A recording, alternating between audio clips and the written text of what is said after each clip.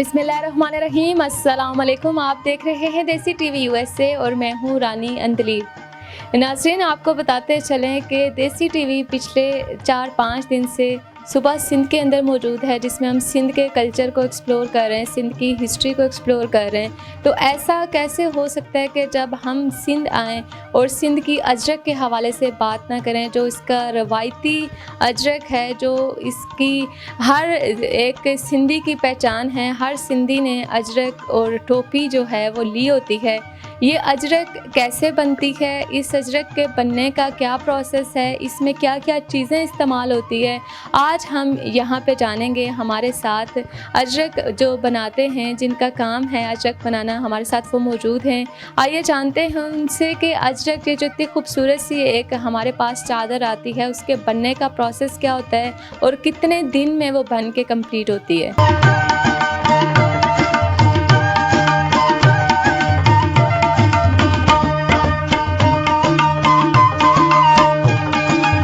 अस्सलाम वालेकुम। वालेकुम अस्सलाम। क्या नाम है आपका? फ़याज़ अली सुमरो। फ़याज़ अली सुमरो साहब, आप ये बताइए कि आप सबसे पहले मुझे ये बताइए कि कितने अरसे से आप अजरक बनाने का ये काम कर रहे हैं? बाय बर्थ जब से जन्म हुआ है तब से ये काम देख रहे हैं, वो काम इसी काम में लगे हुए हैं। ये तकरीबन मुझे 40 साल से करीब हो गए हैं, ऐसा हो गया। ठीक हो गया। तो अजरक जैसे कि सिंध का एक पहचान है, एक सिंध की रवायत है। आप जो अजरक पहनते हैं, अभी भी जैसे आपने सिंधी टोपी जो है वो भी पहनी हुई है, एक सिंधी होने की निशानी है। तो आप मुझे ये बताइए कि आप से अभी जैसे बात करके मुझे अंदाज़ा हो रहा है कि आप ये ख़ानदानी काम, मतलब आपके बाप दादा से ये करते आ रहे हैं। तो ये काम आप को सीखा है या आपको देख देख के अपने फादर को ही आ गया और अपने घर वालों को? जैसे कि वो कोई बच्चा अगर किसी ऐसे माहौल में पैदा होता है तो वो वहीं का माहौल जो है अडॉप्ट कर लेता है। तो कुछ ऐसे एजुकेशन के हिसाब से वहाँ पे लगे, दोनों काम साथ में चलाते रहते थे। ठीक हो गया। तो अच्छा, अजरक जो बनने का प्रोसेस होता है उसमें सबसे पहले मैं आपसे ये पूछूंगी कि मैंने जो सुना है कि इसमें सरसों का तेल और ऊँट के गोबर का इस्तेमाल किया जाता है। ये तो 2 चीज़ें मुझे पता है जो मैंने आपसे पूछी हैं। इसके अलावा इसमें और क्या चीज़ें इस्तेमाल होती है वो भी आप ज़रा बता दें। और ये गोबर और सरसों का तेल क्यों इस्तेमाल करते हैं इनके बनाने में? असल में इसमें काफ़ी ऐसी चीज़ें हैं जो हम रोज़ाना की बुनियाद पे अपने खाने पीने की चीज़ों में इस्तेमाल करते हैं। और जैसे आपने बताया कि वो सरसों का तेल है, वो इसके अलावा गूंद है, बबूर का गूंद है, जो चूना है, सौंफ है, गुड़ है, और ऐसी काफ़ी चीज़ें हैं जो हम इसमें इस्तेमाल करते हैं, जो अभी ज़हन में नहीं आ रही। काफ़ी चीज़ें हैं।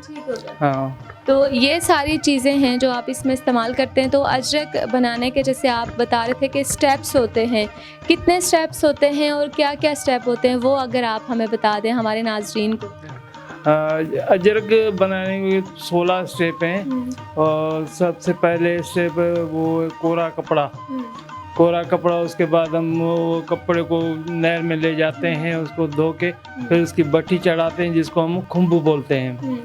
और खुम्ब के बाद खुम्ब तकरीबन वहाँ पे भट्टी पर लगा रहता है, हल्की स्टीम होती है, उस पर लगा के रखते हैं। तो उसके बाद जब भट्टी वो उतरती है तो उसको फिर नहर पे ले जाते हैं। नहर पे लेके धोने के बाद फिर उसको वहाँ पे साज लगाते हैं। साज में ये होता है कि एक अरंडी का, एक सरसों का तेल, साबुन है और इसका मिक्सचर बना के थोड़ी थोड़ी सोडा खार है, उसका मिक्सचर बना के उसमें डिप करके रखते हैं। तो 2 दिन वो उसको उसी में रखते हैं ताकि वो कपड़े में से कल्फ भी निकल जाए और कपड़ा नरम भी हो जाए। तो उसके बाद हम उसको फिर नहर पे ले जाते हैं, उसको धोते हैं। वो तो उसका चौथा मरला आता है कसाई का।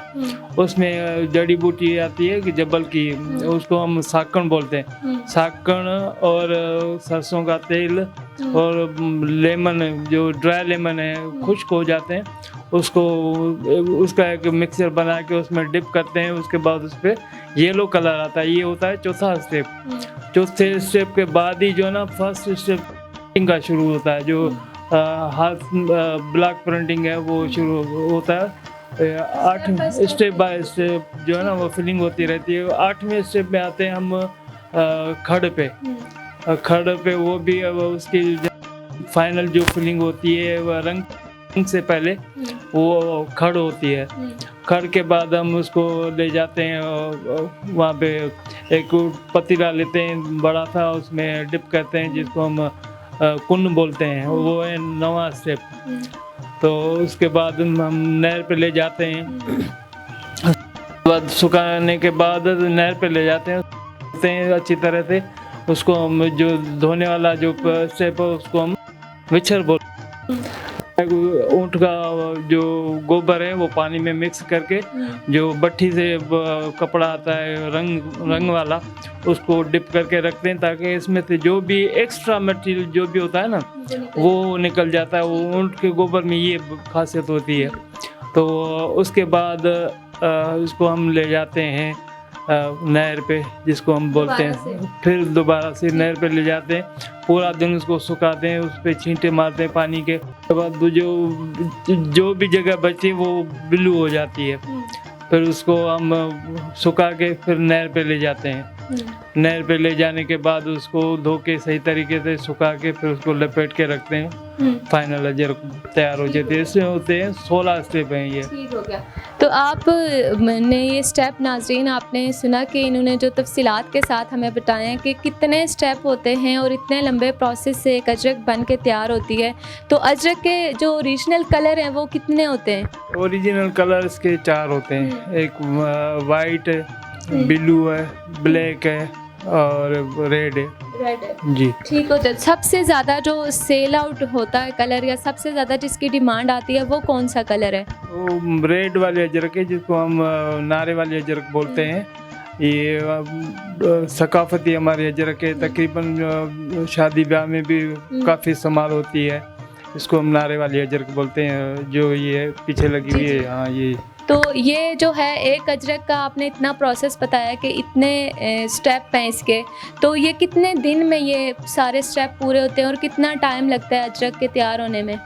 ये अजरक के जो 16 स्टेप हैं हम तकरीबन इसमें कवर करने में 1 महीना लग जाता है। और अगर मौसम ख़राब हो तो फिर तो ज़्यादा ही दिन। हाँ, क्योंकि जैसे ही मौसम बरसात का होता है ना तो काम ये बिल्कुल ही नहीं होता, नमी हो जाती है तो उसकी वजह से वो फैल जाता है, तो काम नहीं चल, कलर ख़राब हो जाता है, एक दूसरे के ऊपर चढ़ जाते हैं। ये खुश्क मौसम का काम है। अजरक सिंध की तहजीब का दिलो जान है और इसे सिंधी अवाम की शनाख्त और फ़ख्र समझा जाता है। ये न सिर्फ मर्दों के लिए इज्जत और एहतराम की अलामत है बल्कि सिंध की सकाफत और तारीख की शान और शौकत को भी नुमाया करती है। हर त्यौहार, शादी और सकाफती तकरीब में अजरक का इस्तेमाल न सिर्फ उसकी खूबसूरती का इजहार करता है बल्कि ये लोगों के दरमियान अकीदत और ताल्लुक़ की एक निशानी है। इसके अलावा मुख्तलिफ इबादत और मजहबी तकरीबात में भी अजरक का इस्तेमाल इसकी अहमियत को बढ़ाता है। अजरक एक कदीम दस्तकारी है जो सिंध की सकाफत का एक लाजमी जुज़ है और दुनिया भर में इसकी शोहरत वक्त के साथ साथ बढ़ती जा रही है। इसकी तारीख की जड़ें सिंध की कदीम तहजीबों में पैवस्त हैं और इसकी सकाफती अहमियत का दायरा सिर्फ सिंध तक महदूद नहीं बल्कि ये आलमी सतह पर भी एक अलामत बन चुका है। बढ़ती हुई आलमी बेदारी के साथ अजरक ने फैशन की दुनिया में भी अपनी जगह बनाई। आजकल दुनिया भर के मशहूर डिज़ाइनर्स अजरक को जदीद अंदाज में डिज़ाइन करके इसे सूट, दुपट्टे, साड़ियाँ, बेडशीट्स और दीगर मसनूआत में तब्दील कर रहे हैं जो आलमी मार्केट में मकबूल हो चुके हैं। अजरक की तैयारी एक नहायत पेचीदा अमल है जिसमें कुदरती रंगों और रवायती तरीकों का इस्तेमाल किया जाता है। इसके मरहाइल में मुख्तलिफ कुदरती अज्जा शामिल हैं जैसे कि बट्टी, खुश्क लीमू, फूल कट्टा, मुल्तानी मट्टी, चूना, सौंफ, ऊँट का गोबर, सरसों का तेल, गुड़, खड़, हार्डर, अंडा और गोबर जैसे कुदरती मवाद। सबसे पहले कपड़े को ऊँट के गोबर और चावल की भूसियों से ढका जाता है ताकि रंग की शिद्दत और गहराई हासिल हो सके। इसके बाद कपड़े को बार बार धोकर रंगा जाता है ताकि रंगों का इम्तिजाज खूबसूरती से कायम हो सके। अजरक की ब्लॉक प्रिंटिंग एक तवील और मेहनत तलब अमल है जिसमें कपड़े को पहले मज़ाहमती पेंट से रंगा जाता है, फिर मुख्तलिफ कुदरती रंगों की ताहों से सजा जाता है। ये अमल कई बार दोहराया जाता है ताकि रंगों की गहराई और नमूने बेहतरीन तौर पर नुमायां हों। ब्लॉक प्रिंटिंग के दौरान हर ब्लॉक का पैटर्न मुकम्मल हमआहंगी से बनाया जाता है ताकि रंगों की जगहबंदी मतवाज़न और दिलकश हो। अजरक अब सिर्फ सिंध तक महदूद नहीं रही बल्कि आलमी फैशन में भी अपनी जगह बना चुकी है। न्यूयॉर्क के फैशन ब्रांड ने अजरक के डिज़ाइन करदा टॉप्स पेश किए और इन्हें ईजीली के तौर पर मुतारिफ करवाया जिसे अजरक ने आलमी फैशन के मंजरनामे पर कदम रखा। हिंदुस्तान में भी सिंध से ताल्लुक़ रखने वाले कारीगर अजरक की तैयारी करते हैं और ये फैशन राजस्थान और गुजरात में भी इंतहाई मकबूल हो चुका है। अजरक न सिर्फ एक खूबसूरत लिबास है बल्कि ये सिंध की तहजीब, तारीख और सकाफत का एक जीती जागती अलामत है। इसका रंग, नमूना और डिज़ाइन न सिर्फ जमालाती लिहाज से अहम है बल्कि सिंध की कदीम रवायात, तख्लीकी सलाहियतों और सकाफती शनाख्त का भी आयनादार है। अजरक की तैयारी में इस्तेमाल होने वाले कुदरती अज्जा सिंध के ज़रख़ेज़ खत्ते और इसकी तख्लीकी ज़हानत की नुमाइंदगी करते हैं। अजरक सिर्फ एक कपड़े का टुकड़ा नहीं बल्कि ये सिंध की सकाफत, तारीख और विरसे की एक जिंदा अलामत है। इसका आलमी सतह पर मकबूल होना न सिर्फ सिंध के लोगों के लिए फ़ख्र का बायस है बल्कि इससे दुनिया भर में सिंध की सकाफती अहमियत उजागर हो रही है। अजरक का फैशन अब रवायती लिबासों तक महदूद नहीं रहा बल्कि इसने आलमी फैशन की दुनिया में भी अपनी जगह बनाई है जिससे सिंध की सकाफत को एक नई पहचान मिली है। तो आप कितनी एक अजरक बनाते हैं? जो आपका ये प्रोसेस होता है, इस सारे प्रोसेस में कितनी एक अजरक बन के तैयार होती है और उनकी कीमत क्या होती है? उसकी सेल कितने की होती है एक अजरक? ये 40 अजरकों का लाट होता है। जैसे हमने एक लाट निकाला आज 40 का, ये आगे निकला, फिर दूसरे दिन 40 का निकला, वो आगे गया। एक चेन होती है, वो काम आगे चलता रहेगा 40-40 का। तो ये 40 अजरकें तकरीबन एक महीने में, अगर मौसम सही हो तो एक महीने में, नहीं तो फिर कुछ दिन और भी लग जाते हैं। बाकी रही प्राइस की, प्राइस जितनी इसमें मेहनत है उतनी प्राइस नहीं है। ये जो इसमें आते हैं अपने जड़ी बूटियों के मसाले आते हैं, अलीजर आता है और ये इंडिको आता है। ये जो हम तकरीबन 3-4 साल पहले जब लेते थे ये 500, 1000, 1200 का 1 किलो होता था। अब ये हो गया है 10 से 12 हज़ार का 1 किलो हो गया है।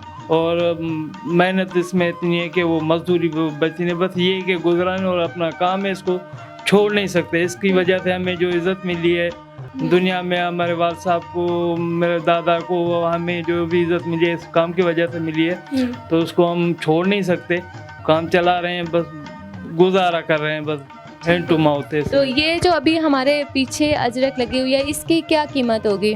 ये वो अपनी जो ओरिजिनल अजरक होती है इसकी प्राइस 3.5 से 4,000 रुपये होती है। अच्छा, आप मुझे अजरक के ये प्रोसेस और ये सारे स्टेप्स तो बता रहे हैं, साथ ही आप ये ज़िक्र करें कि आपका ये ख़ानदानी काम है, तो आप बता रहे थे कि आपके दादा और आपके वालिद को हुकूमत की तरफ से कोई अवार्ड दिए गए, वो आप बता दें कि कौन से हैं?